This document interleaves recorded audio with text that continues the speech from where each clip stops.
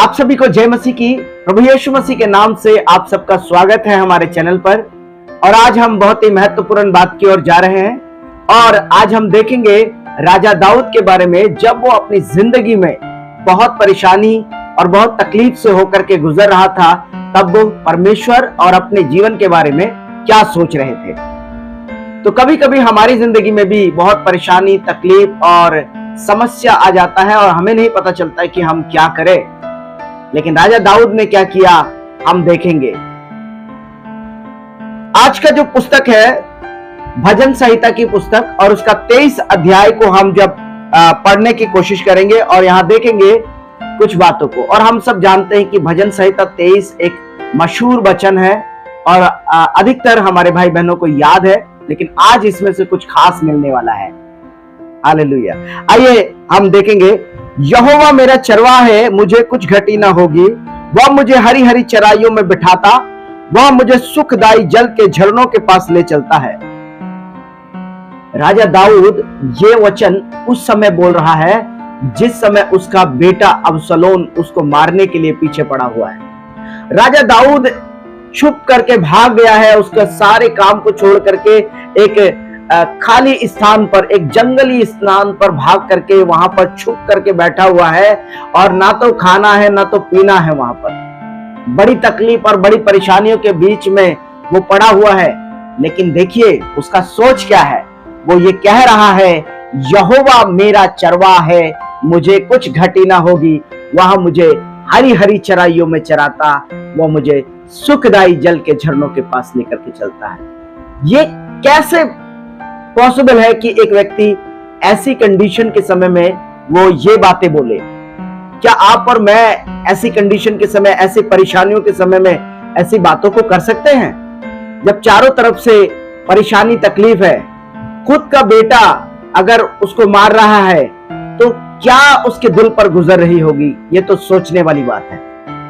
ये बिल्कुल सोचने वाली बात है कि एक बेटा अपने पिता को मारने के लिए तैयार है, लेकिन राजा दाऊद अपने परमेश्वर के ऊपर इस कदर विश्वास करता है, भरोसा रखता है कि यहोवा मेरा चरवाहा है, मुझे कुछ घटी ना होगी। दोस्तों, मेरे प्यारे भाइयों बहनों, जब आप किसी भी परेशानी से होकर के गुजर रहे हैं, आपका मुंह का शब्द है जो आपको और मुझे फंसाएगा।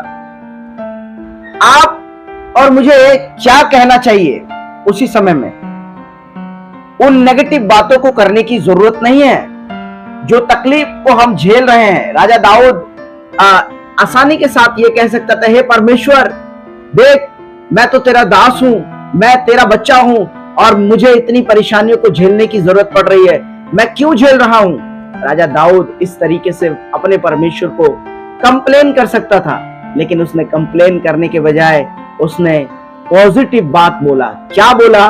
उसने बोला, यहोवा मेरा चरवाहा है, मुझे कुछ घटी ना होगी। जबकि वो उसके खाने के लिए परेशानी है, तकलीफ है, रहने के लिए तकलीफ है, जंगल में वो रह रहा है, लेकिन कह रहा है यहोवा मेरा चरवाहा है, मुझे कुछ घटी ना होगी। वह मुझे हरी हरी चराइयों में चराता, वो मुझे सुखदाई जल के झरनों के पास लेकर चलता है। वो मेरे जी में जी ले आता है और धर्म के मार्ग में वो मेरी रक्षा मदद करता है। और ये पूरी वचन को जब आप पढ़ेंगे, यहोवा मेरा चरवाहा है का भजन संहिता 23 का, तब आपको समझ में आएगा कि वास्तव में राजा दाऊद ने अपनी समस्या के समय में कैसे परमेश्वर के ऊपर विश्वास योग्य बना रहा और अपने मुंह से गलत शब्दों को नहीं निकाला।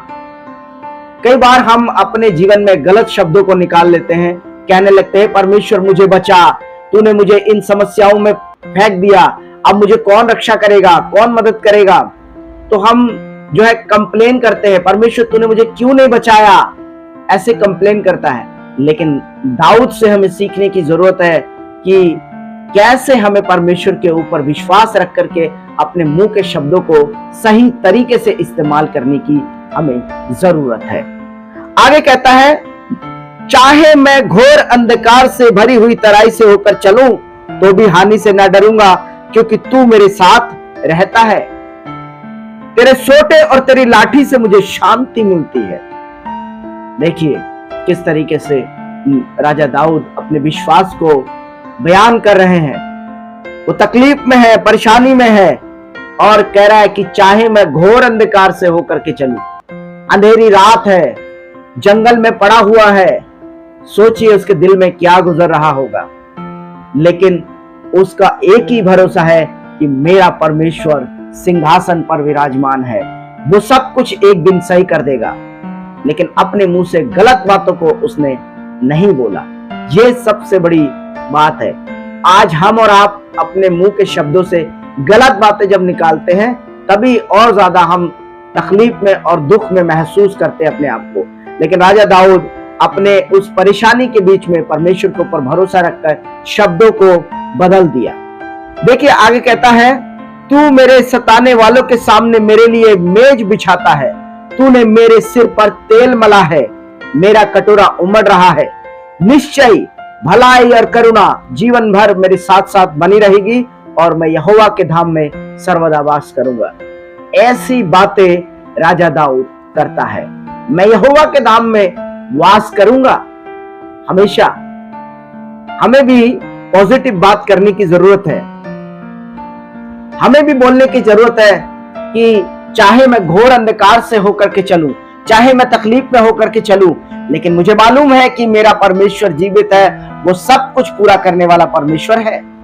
वो आपको और मुझे आशीष देने वाला परमेश्वर है। चाहे कितनी भी समस्या से होकर के आप गुजर रहे हो, लेकिन अपने शब्दों को बदल दें और कहें कि मुझे मालूम है मेरा परमेश्वर जीवित है और मुझे मेरे सताने वालों के सामने मेज बिछा रहा है।